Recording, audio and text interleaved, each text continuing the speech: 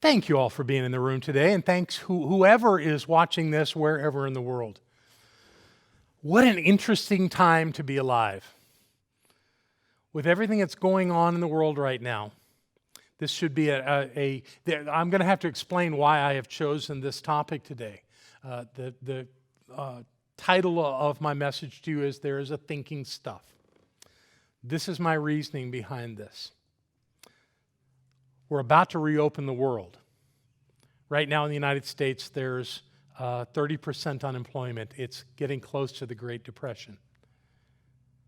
And we know that it's not going to all just have everybody go back to work and all return to the way it was. That's not going to happen. It's going to be a different world that we'll be in after this. It'll change.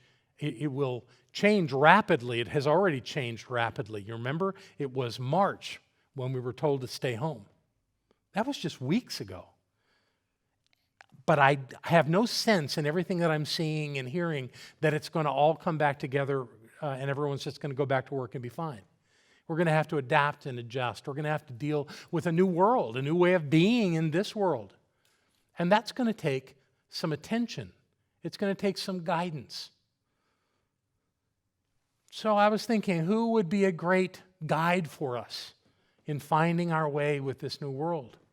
And I picked a New Thought teacher that has been gone for over 100 years. Yet his words are so compelling that I believe that they're going to carry us into this next stage of who we are on this planet, especially those of us who are in this New Thought movement. The man's name is Wallace Wattles, and he was an extraordinary teacher. He was a writer, really. I don't know that he ever actually was a lecturer, but he was a writer. And he took the great teachings of the ages and brought them down into a very pragmatic, usable idea. And his life was really about that. He only lived to the age of 51.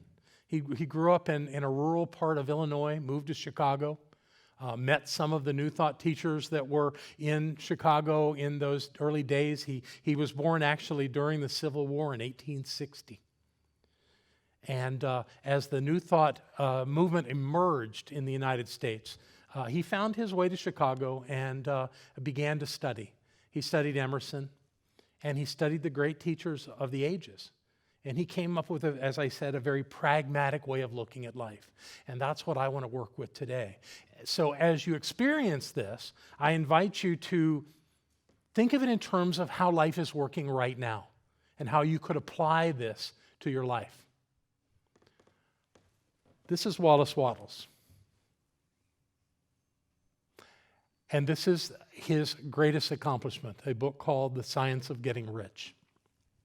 Now, your first thought may be, well, this is no time to be scheming away to make a bunch of money. This book is so much more than that. These teachings are so much deeper than simply the idea of having money. They're about how to live a full, rich, wonderful life. So don't get stuck along the way here when you hear the word rich.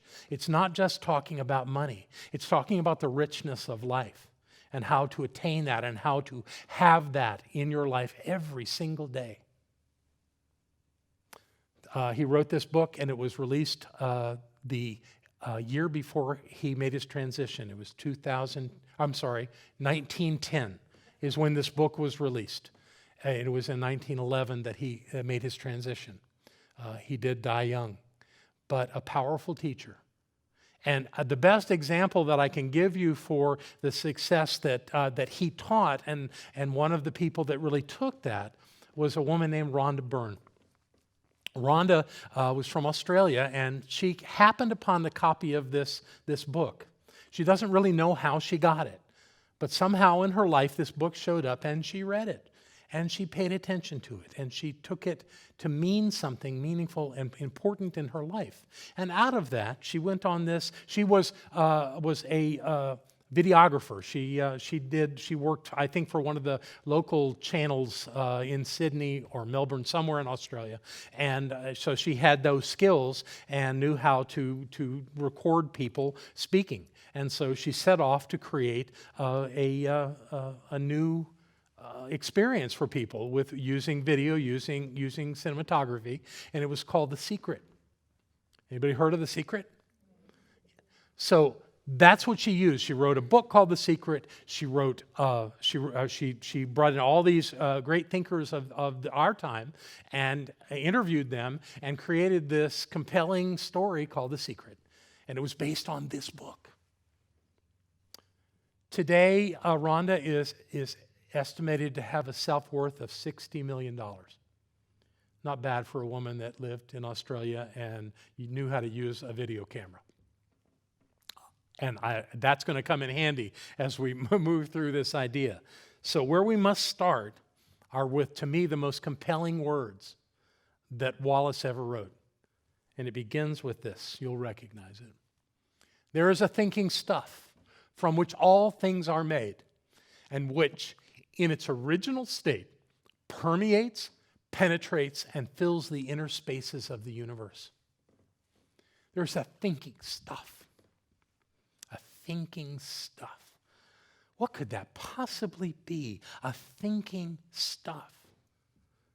Well, it's what we in the science of mind call spiritual law. It's the thing that we impress our thought upon. And Wallace came up with this before Holmes ever wrote The Science of Mind. He called it a thinking stuff from which all things are made, which is what we have as the law in our teaching.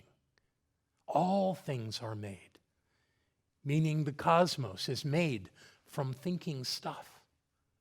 It means that our lives are made from thinking stuff. And it's not that that is a little bit over here and a lot over there. This thinking stuff is everywhere. It is omnipresent.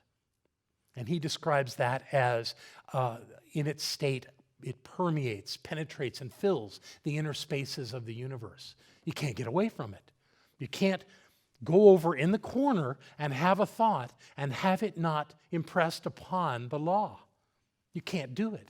Whatever it is that you're thinking is being applied to this thinking stuff. And if you think it long enough and clear enough and know it to be so, it has to create something. A thought in this substance, meaning your thought in this substance, produces the thing that is imagined by the thought. So you have a thought. It's impressed upon this substance, he calls it, this thinking substance.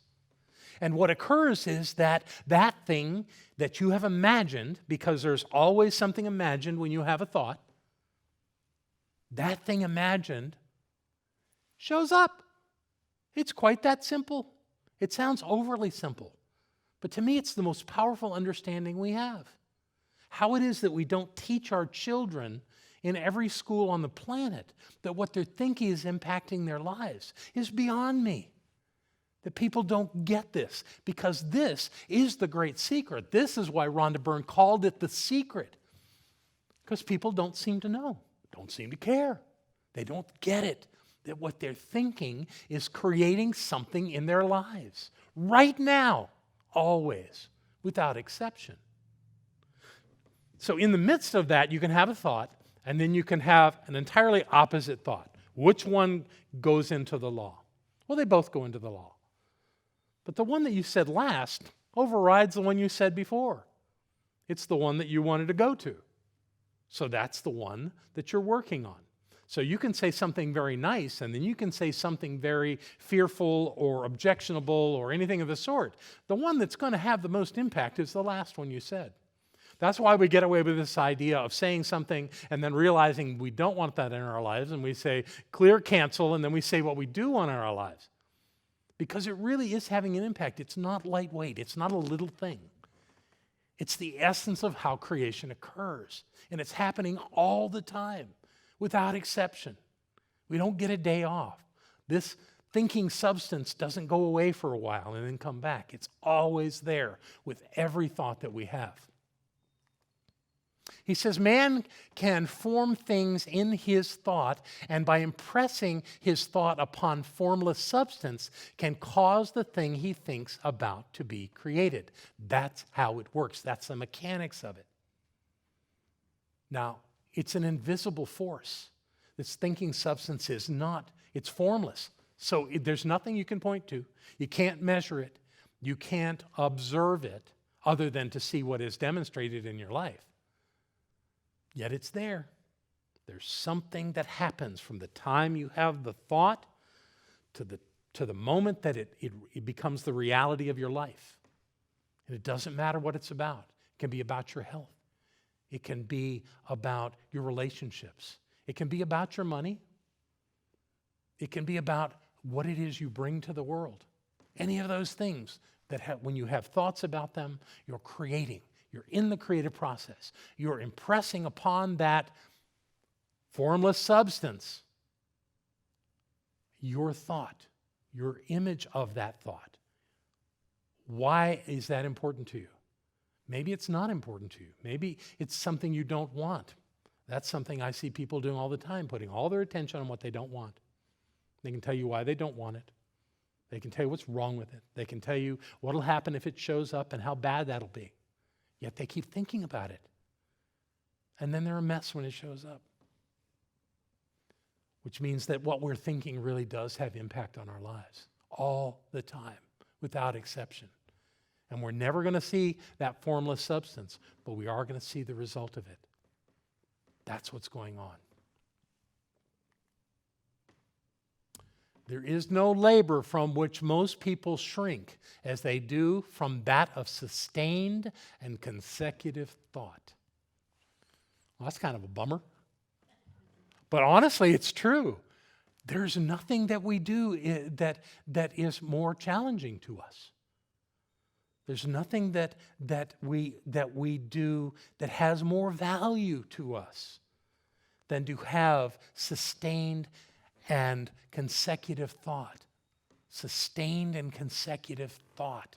Meaning that we stay with it.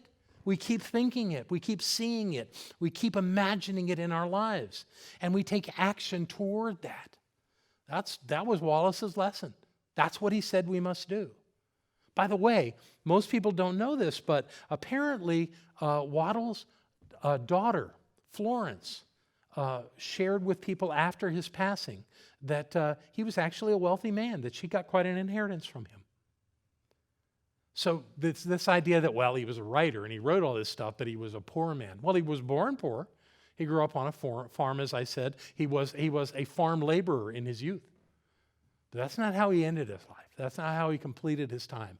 He did this good work of writing these books, and he made a lot of money at it. So I want to say this one more time. There is no labor from which most people shrink as they do from that of sustaining consecutive thought.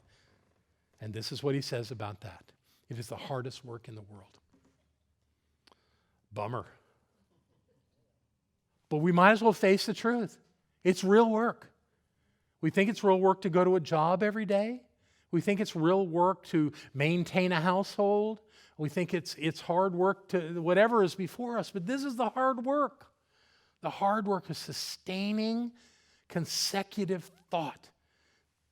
Holding on and knowing the truth of what we want and not being distracted by all the silliness of life. Now, I don't want to say that a pandemic is silly. It's not. People have lost their lives from this thing.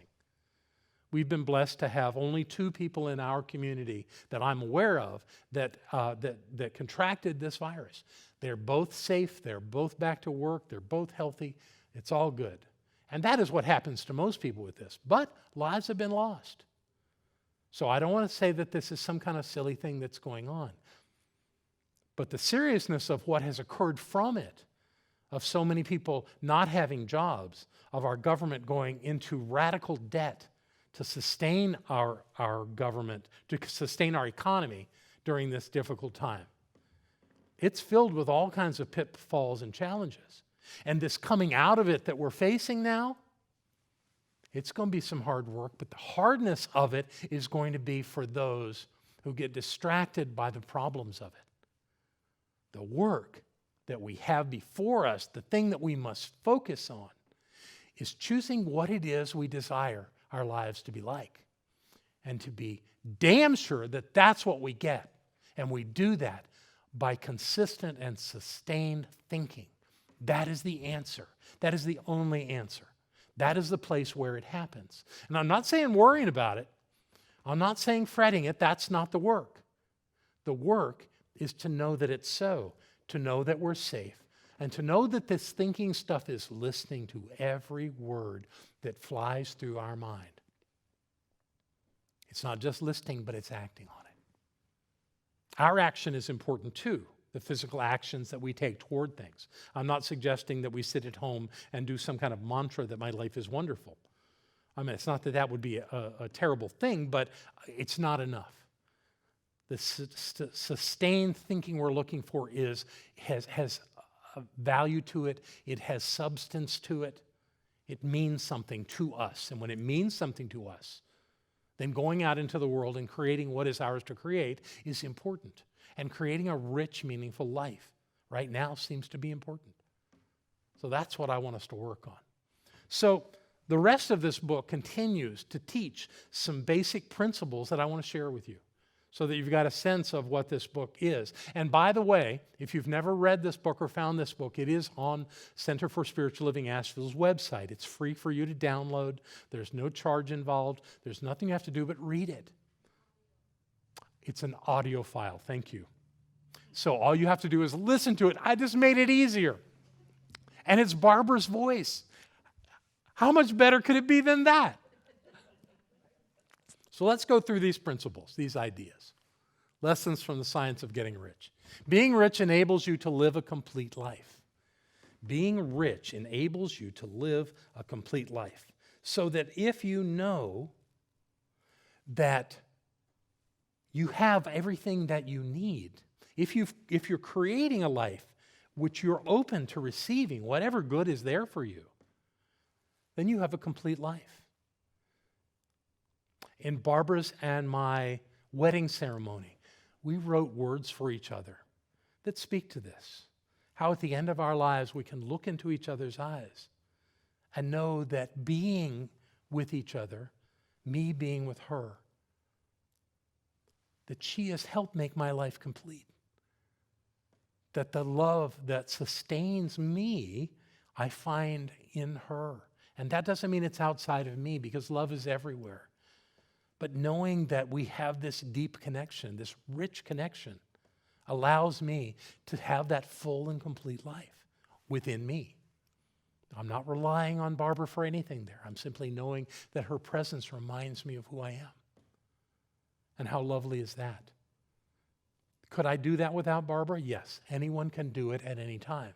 Do I want to ever do it without Barbara? Absolutely not. Because that's how I've organized my life. That's how it works best for me. So the idea of having a rich, full life allows you to have a complete life. That's what Wallace wanted us to know. There is nothing wrong with wanting to be rich.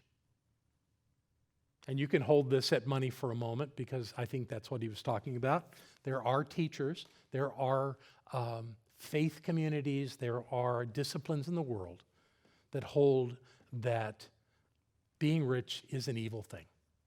It's somehow wrong. And there are plenty of people still around the world that thinks anybody who could be called rich must be bad. That is not true. The truth is that rich people are like everybody else. They just have a consciousness to have more in their lives. Does that make them better than anybody? No. Does it make them smarter? No. It's what it is. It's that their wanting to have that and having that in your life is not a sin. It is not a problem. It is who and what we are, that we create our lives however we want. And there are no limitations set upon us being alive on planet Earth. The only limitations are the ones we place on ourselves. The universe does not do that. No deity does that. We're allowed to be rich if we want to be rich, and there's nothing wrong with it. I've already started talking about this. A large percentage of rich people are average. They're average. They're just like everybody else. You bring a group of people together, keep the celebrities away, just folks. Talk about their IQs, talk about their education, talk about their way of being in the world. it would be hard to pick out the ones that have large amounts of money. It would be hard because on average, in what doing his own survey work, Wallace Wattles went out and researched. And he said that people who are rich are frankly a little below average on intelligence and skills. But they have this real clear sense that they won't be denied in life, that they'll have what they want. And by doing that, they get what they want. So we're moving through this pandemic where pretty much everything's been shut down but the grocery store and the hospitals. And we've been sitting and waiting for this coming back to us. What Wallace is saying is that we can create the life we want as this thing comes back. While everyone else is fretting and worried and concerned and unclear about how this is all going to work out, we can be clear. We can know that who we are is enough to create the life we want. Who we are is enough to create the life that we want. And when we're certain about that, that thinking stuff takes that certainty and creates it into our lives. Now, not everybody wants to be a millionaire. That's fine. This isn't about money for me. It's about living the life you've come to live and being the one you've come to be. It's about knowing that you're okay and that you always have more than enough of whatever you need, whatever you desire. That getting caught up in yearning for things is not the answer. The answer is in being who you've come to be. That's the work. Average people. So you don't have to be exemplary or above average or excellent or anything of the sort to live a wonderfully rich life. Thought is the most powerful force in the universe. I love this one. I love the idea that Wattles got that thought, that image that starts in that invisible form of mind has such power when impressed upon the thinking substance, when impressed upon the law. It has that ability. Do we do things that we wish we didn't do? Do we think things that we wish we hadn't thought? Do we get outcomes that weren't what we expected? Absolutely. All of those things happen. None of them are wrong. All of them are simply reflections of consciousness, which allows us to adjust. I've noticed again and again, not noticed, I'm compelled and caught up in this, how Barbara's therapist continue to tell her how well she's doing. And I've gone out of my way to have private time with all of those therapists and say, what's really going on? And they assure me what's really going on is she's doing phenomenally well. Just yesterday, her physical therapist had her outside in the high grass. I haven't been mowing the grass as regularly as I should, with twigs and all kinds of things in the grass. Got her walking through all of that, walking through the parking lot with stones and branches and things on it, and walking up the stairs at our house. Walking up the stairs. And this is the one that really got me. Her therapist told Barbara yesterday that most people that have the kind of experience she's having give up after 4 weeks of therapy. Barbara's not giving up. Barbara's not giving up because Barbara knows who she is. Barbara's not giving up because Barbara wants a rich life. Now, what Barbara will attain, I am not going to be making any predictions. I'm watching her. I'm studying her. She's been in this teaching for longer than I have. She has got it down. I have not seen her lose her cool through this whole thing.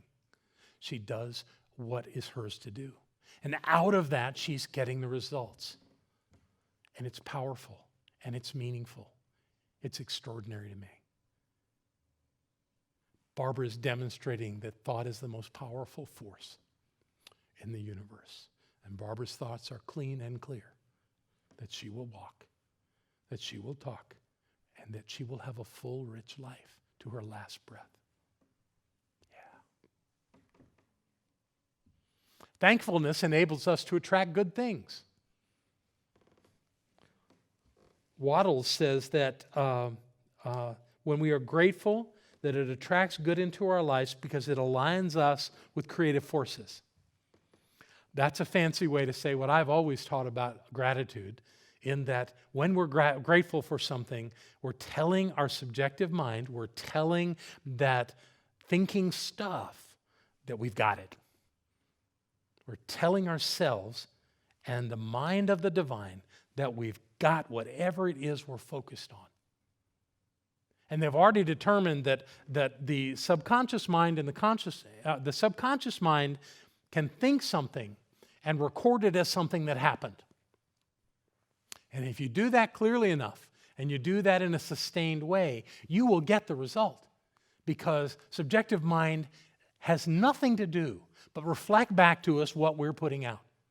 So when we're clear, when we know, we get the response we want. And then finally,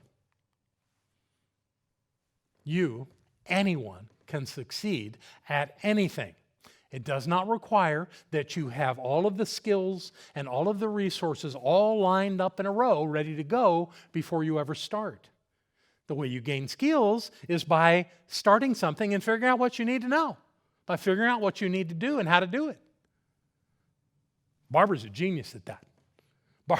Barbara, I'll say I don't know how to do it, and Barbara's on the internet in about a heartbeat looking up how to do it.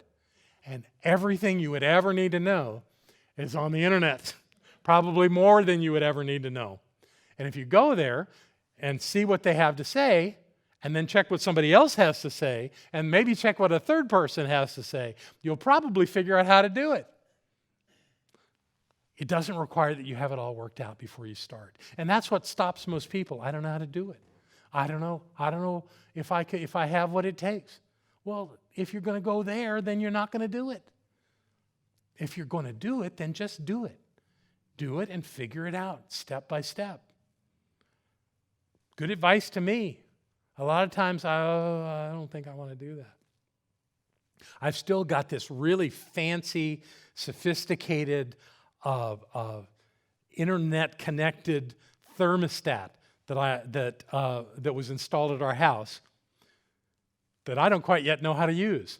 I got the book sitting there. I got the thermostat on the wall.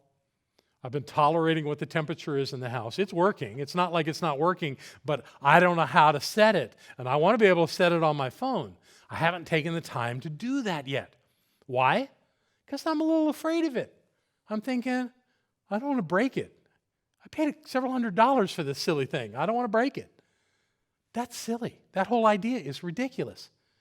Because when I sit down and look at it, I guarantee you I'll figure it out, and I'll be able to look on the screen of my smartphone and set the temperature in my house. And that will be a glorious day. In the meantime, it stands before me as a big brick wall, which will just dissipate into nothingness when I do what is mine to do, when I claim my good around all of this. It doesn't require special skills. It just requires sustained and consistent thinking that it is done. And then we will do it. We will do everything in our life that we require. Everything is possible. Everything is ours to have if we choose to have it. This is the approach that I offer you for moving out of a viral pandemic into a new world. Don't be afraid. Remember who you are. Be clear in your thinking and do what is yours to do, and all is well. Let's close this with a treatment. Knowing that the presence and the power of the One is right here, I claim my good. I claim my divine essence. I know that that presence dwells everywhere and always, including at the point of me. And I know it dwells at the point of those who hear my voice in this moment. That God is everywhere and always, perfectly, beautifully, wonderfully, powerfully, infinitely. And with that clarity of knowing, with recognizing who I am, I speak my word with the authority of the divine to create this day and every day before me in the image of that divine presence. Perhaps not in a form way, but certainly in an absolute way. My life is God's life. My life is whole and complete. My life is perfect.